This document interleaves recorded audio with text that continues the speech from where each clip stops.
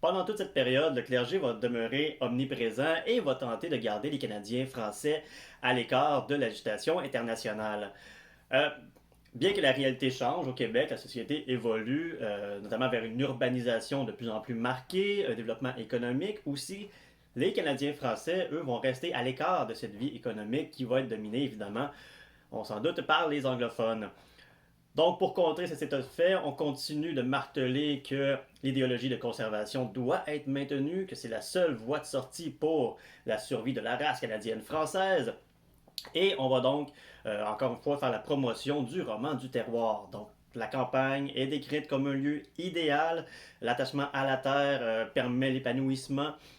Donc, on a toutes ces valeurs-là qui sont encore mises de l'avant par le clergé et dans les œuvres du roman du terroir.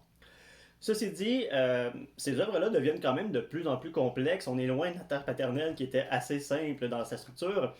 On aura donc les influences françaises qui vont marquer les œuvres canadiennes françaises, notamment donc le réalisme, oui, on l'a vu notamment avec Maria Chapdelaine et cette description précise du quotidien, mais aussi le symbolisme qui va également se retrouver dans Maria Chapdelaine. Donc les œuvres se font de plus en plus complexes.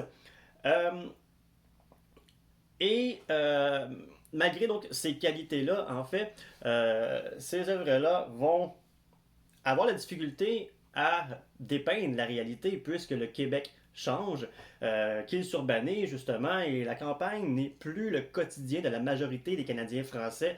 Donc le roman ne pourra pas être le miroir de la société. C'est une réalité qui va être idéalisée qu'elle va présenter. Donc les romans vont devoir s'adapter éventuellement ou changer, ce qui arrivera après 1945.